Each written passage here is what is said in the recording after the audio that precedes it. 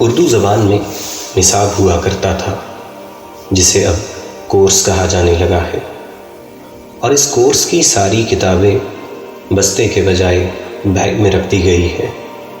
ریاضی کو میتھس کہا جانے لگا، اسلامیات اسلامک سٹڈیز بن گئی، انگریزی کی کتاب انگلش بک کہلانے لگی، اسی طرح طبیعیات فزکس میں، معاشیات اکنامکس میں، اور سماجی علوم سوشل سائنسز میں تبدیل ہو گئے۔ پہلے طلباء پڑھائی کرتے تھے، اب اسٹوڈنٹس اسٹڈی کرنے لگے ہیں۔ پہاڑے یاد کرنے والوں کی اولادیں ٹیبلز یاد کرنے لگی ہے۔ اساتذہ کے لیے میز اور کرسیاں لگانے والے آج ٹیچرز کے لیے ٹیبل اور چیئرز ہٹانے لگے ہیں۔ داخلوں کے بجائے ایڈمیشنز ہونے لگے۔ اول دوم اور سوم آنے والے طلباء فرسٹ سیکنڈ اور تھرڈ آنے لگے۔ پہلے اچھی کارکردگی پر انعامات ملا کرتے تھے، پھر پرائزز ملنے لگے۔ بچے تالیاں پیٹنے کے بجائے چیئرز کرنے لگے، اور تعلیمی اداروں کا رونا ہی کیوں رویا جائے، ہمارے گھروں میں بھی اردو کو لاوارث سمجھتے ہوئے کونے میں ڈال دیا گیا ہے۔ زنان خانے اور مردانے تو کب کے ختم ہو گئے۔ خوابگاہ کی البتہ موجودگی لازم ہے، تو اسے ہم نے بیڈ روم کا نام دے دیا۔ باورچی خانہ کچن بن گیا، اور اس میں پڑے برتن کراکری کہلانے لگے۔ غسل خانہ پہلے تو باتھ روم ہوا، اور آج کل ترقی کر کے واش روم کہلانے لگا ہے۔ مکانوں میں پہلی منزل کو گراؤنڈ فلور کا نام دے دیا گیا، اور دوسری منزل کو فرسٹ فلور۔ دروازہ ڈور کہلایا جانے لگا۔ پہلے مہمانوں کی آمد پر گھنٹی بجتی تھی، اب گیسٹس آ کر ڈور بیل بجانے لگے ہیں۔ کمرے روم بن گئے، کپڑے الماری کے بجائے کبرڈ میں رکھے جانے لگے۔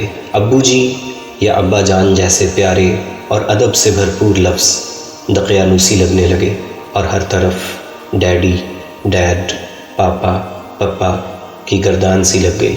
اسی طرح شہد کی طرح میٹھا لفظ امی یا امی جان ممی اور ماما میں تبدیل ہو گیا۔ سب سے زیادہ نقصان رشتوں کی پہچان کا ہوا۔ چچا چچی، تایا تائی، ماموں ممانی، پھپھا پھپھی، خالو خالہ، سب کے سب ایک غیر ادبی اور احترام سے خالی لفظ انکل اور آنٹی میں تبدیل ہو گئے۔ بچوں کے لیے ریڑھی والے سے لے کر سگے رشتہ دار تک سب انکل بن گئے، یعنی اس معاملے میں ایک ہی صف میں کھڑے ہو گئے محمود و ایاز۔ چچا زاد، ماموں زاد، خالہ زاد، بہنیں اور بھائی سب کے سب کزنز میں تبدیل ہو گئے۔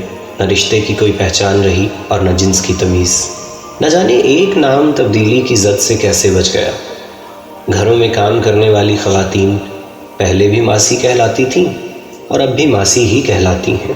گھر اور اسکول میں اتنی زیادہ تبدیلیوں کے بعد بازار انگریزی کی زد سے بھلا کیسے محفوظ رہ سکتے تھے۔ دکانیں شاپس میں تبدیل ہو گئیں، اور ان پر گاہکوں کے بجائے کسٹمرز آنے لگے۔ آخر کیوں نہ ہوتا، دکاندار بھی تو سیلز مین بن گئے، جس کی وجہ سے لوگوں نے خریداری چھوڑ دی اور شاپنگ کرنے لگے۔ سڑکیں روڈز بن گئیں، کپڑوں کا بازار کلاتھ مارکیٹ بن گئی، یعنی کس ڈھب سے مذکر کو مؤنث بنا دیا گیا۔ کریانے کی دکان نے جنرل سٹور کا روپ دھار لیا، نائی نے باربر بن کر حمام بند کر دیا، اور ہیئر کٹنگ سیلون کھول لیا، اب وہ سٹائلسٹ کہلاتا ہے۔ ایسے ماحول میں دفاتر بھلا کہاں بچتے۔ پہلے ہمارا دفتر ہوتا تھا جہاں مہینے کے مہینے تنخواہ ملا کرتی تھی، وہ اب آفس بن گیا ہے اور منتھلی سیلری ملنے لگی ہے، اور دفتر میں جو صاحب تھے وہ باس بن گئے ہیں۔ بابو، کلرک اور چپراسی پی این کہلاتے ہیں۔ پہلے دفتر کے نظام الاوقات لکھے ہوتے تھے، اب آفس ٹائمنگز کا بورڈ لگ گیا ہے۔ سود جیسی شے کو انٹرسٹ کہا جانے لگا ہے۔ محبت کو لو کا نام دے کر محبت کی ساری چاشنی اور تقدس ہی چھین لیا گیا۔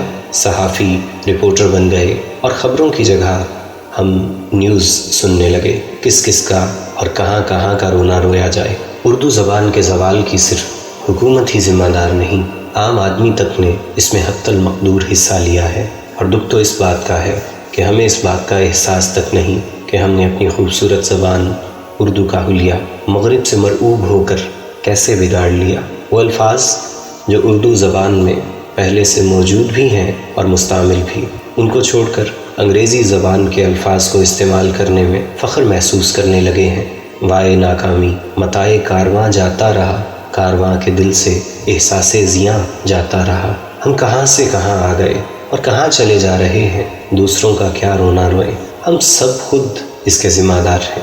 بہت سے اردو الفاظ کو ہم نے انگریزی قبرستان میں مکمل دفن کر دیا ہے اور مسلسل دفن کرتے ہی چلے جا رہے ہیں، اور روز بروز یہ عمل تیز تر ہوتا جا رہا ہے۔ خدا را اردو کو مکمل زوال پذیر ہونے سے روکیے۔ آئیے ایک بار پھر ڈرائنگ روم کو بیٹھک بنا لیں اور اس میں بیٹھ کر ڈسکشن کے بجائے گپ شپ کرتے ہیں، کوئی اور ہو نہ ہو۔